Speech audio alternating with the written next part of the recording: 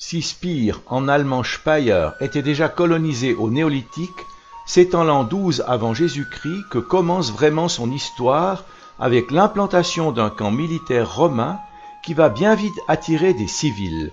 Au IIe siècle de notre ère, la population aurait atteint 10 000 habitants. Elle résistera plutôt bien aux invasions barbares. Au cours du Moyen Âge, du X au XIVe siècle, c'est l'âge d'or de la ville. À cette période se construit la cathédrale. Au XIe et XIIe siècle s'implante la communauté juive, surtout marchande. On construit alors un bain juif pour les ablutions. Au XIIIe et XIVe siècle, la ville obtient son droit de cité et se libère du pouvoir épiscopal au profit des corporations. Les siècles suivants sont moins glorieux, avec les guerres de religion, à l'arrivée du protestantisme, la mainmise de Louis XIV puis de Napoléon Bonaparte. La ville était entièrement fortifiée avec 68 tours d'enceinte et 38 tours de chapelle à l'intérieur. On parlait de Speyer la pieuse. Dans notre cathédrale sont enterrés 4 rois et 4 empereurs allemands. Je vous les présente. Vous voyez les empereurs et les rois et vous voyez un batelier. Et là, il s'agit d'une légende. La légende dit, chaque fois que l'Empire est en détresse, les empereurs quittent leur tombeau pour aller au secours à l'Empire. Alors, il faisait minuit, bien sûr, c'est toujours minuit, quand il se passe des choses merveilleuses. Alors, le batelier était sur l'autre côté du Rhin et les empereurs étaient là. Ils ont crié, viens nous chercher. Batelier, viens nous chercher. Alors, il a traversé, il les a cherchés. Après, ils ont donné au batelier des pièces d'or. Ils étaient très, très étonnés. Après, ils se sont rendus dans leur tombeau. Vous avez les empereurs, c'est avec les couronnes, et les rois, c'est sans couronne. Nous, on se trouve ici. Spire, c'est les villes libres de l'Empire, mais on se trouve sur le terrain de la Kurpfalz. Palatina électorale, ça veut dire, c'est un terrain aussi sur le côté droit du Rhin. Et c'est le prince électeur qui habite à Heidelberg. Il y avait plusieurs princes électeurs en Allemagne qui ont gouverné. L'empereur, il n'était pas si fort que ça, dans quelques périodes. De toute façon, ce prince électeur, Kurfürst en allemand, il avait une fille, Lieselotte, la princesse Palatine, peut-être vous avez entendu parler de ce nom. Elle était mariée à un frère de Louis XIV.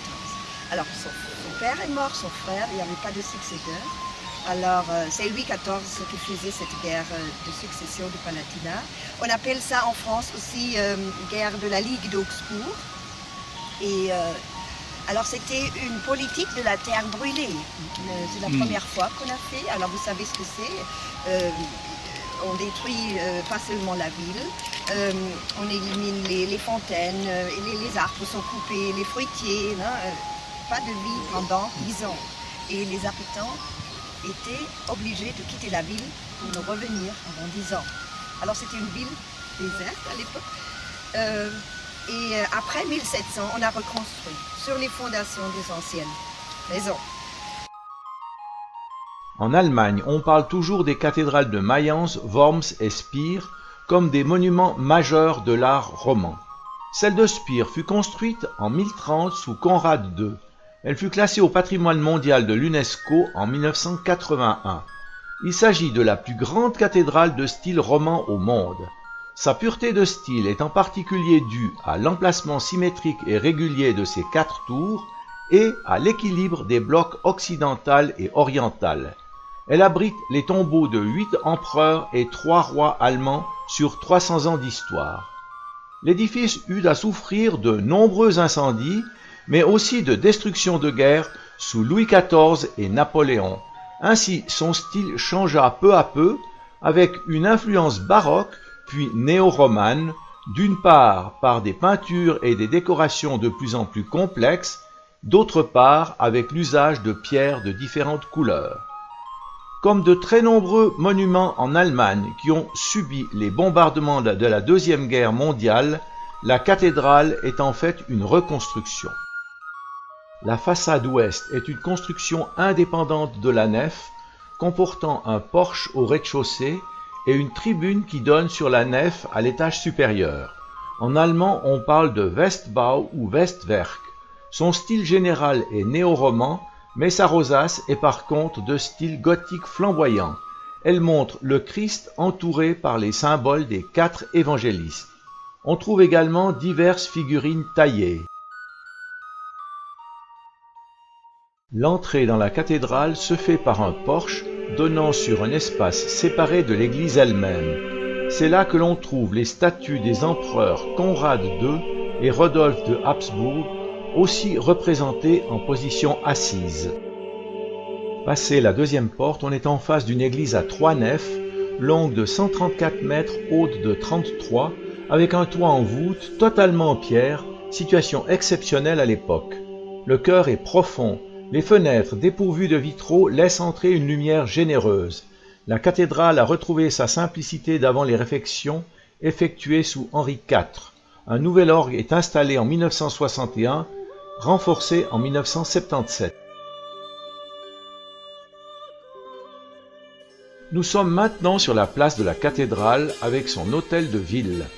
La rue qui se trouve devant nous existe telle qu'elle depuis le XIIIe siècle déjà, fait tout à fait étonnant à une période où l'on construisait des rues étroites et tortueuses. Au fond, un reste de la muraille de la ville, la vieille porte, une tour de 55 mètres de hauteur. Ce grand bassin peut contenir 1500 litres. De toute façon, on a mis une liquide dedans, de temps en temps. Chaque C'est du fois, wrestling? Ja, genau. C'est tout à fait ça. Chaque fois qu'il y avait un nouvel évêque, c'est lui qui devait payer le vin. Et les gens sont venus, les habitants de la ville sont venus avec leurs gobelets.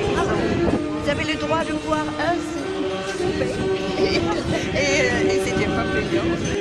Nous nous rendons maintenant au bain juif, un édifice du Moyen-Âge. Je ne parle pas des Juifs du 19e siècle.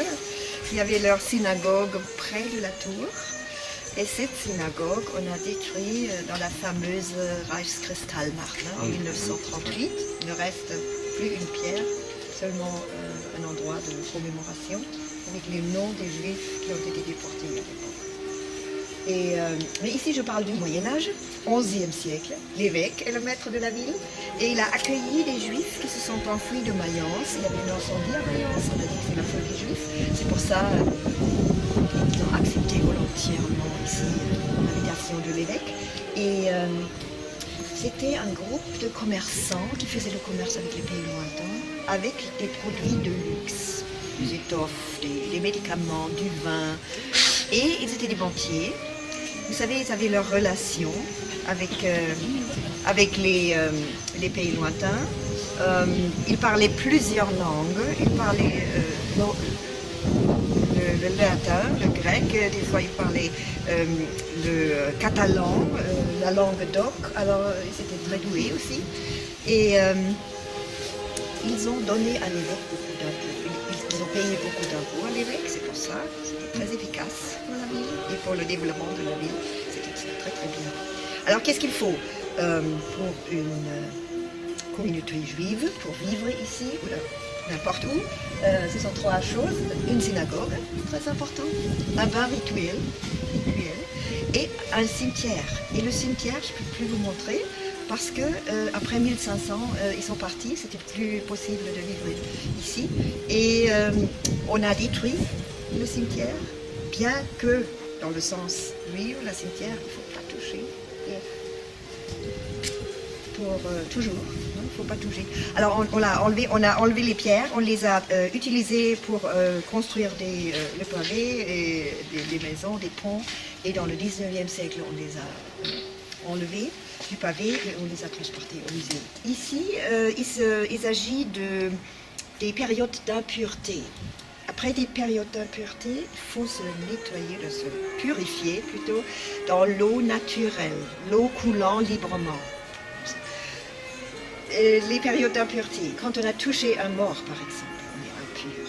Quand on a vécu une maladie de peau, il faut se purifier. Pour les femmes, c'est très très important, toutes les 4 semaines après les règles, avant les noces, après la naissance d'un bébé, les hommes aussi avant d'aller dans la synagogue. C'est pas la faute de l'architecte, les marches. Il y a plusieurs explications. D'abord, on dit que les marches dans le temple de Jérusalem, elles étaient de cette façon-là. Deuxième explication, il faut se concentrer. Ça, c'est un bâtiment de culte. Alors, il faut se concentrer quand on entre dans un bâtiment de culte et on se concentre. Vous avez remarqué. En plus, vous connaissez peut-être les tapis d'Orient. On met toujours une petite faute dedans pour dire ce que Dieu fait, c'est parfait. Ce que les hommes font, c'est imparfait. Voilà, ce sont des explications qu'il faut choisir. Alors, comment ça se passe? D'abord, comme vous avez déjà entendu, le bain chaud. Après, vous avez vu les bancs de 2 côtés. Alors, on attend, parce que c'est toujours une personne qui exerce cette purification. Alors, cette personne descend, va dans le vestiaire, enlève les vêtements et suit les escaliers jusqu'au bassin. Il faut plonger 3 fois entièrement. Alors, il y a une explication qui me plaît beaucoup, jusqu'à ce que les cheveux soient mouillés. Cet ensemble a été construit en 1128. Si le bain est encore en bon état avec son bassin à 10 mètres sous terre, la synagogue n'a par contre pas résisté à l'incendie de 1689, le même qui détruisit la cathédrale. Il ne reste que des murs nus et des reconstitutions photographiques. Cette statue veut exprimer la souffrance des Juifs. Nous voilà de retour dans la Maximilian-Allee-Straße, avec d'un côté la cathédrale, de l'autre la tour de la vieille porte. La statue représente le pèlerin qui se rend à Compostelle. Spire se trouve en effet sur l'un de ces chemins. Tout près, l'église protestante, la Dreifaltigkeitskirche. Très étonnamment, si Spire était un siège épiscopal, la très grande majorité de la population était luthérienne. J'ai bien dit adepte de Luther et non pas de Calvin ou Zwingli. Ces derniers étaient favorables au dépouillement et n'auraient jamais consenti à de telles décorations dans un lieu de culte. 3 points sont typiques d'une église luthérienne. Les galeries sont décorées avec des images de la Bible, sorte de Bible illustrée ou de BD, souvent la seule instruction possible pour les gens qui ne savaient pas lire. La musique est très importante, ce qui explique la présence de cet orgue flamboyant avec des décorations de thèmes de musique. Les bancs sont installés pour s'asseoir dans les 2 sens. Ce n'est pas pour placer plus de fidèles, mais ainsi, lors du sermon, on pouvait non seulement entendre, mais aussi voir le pasteur qui était sur sa chaire. Aujourd'hui, dans cette région de l'Allemagne, les luthériens, les calvinistes et les réformés ont fait un pacte et on parle actuellement d'église unifiée.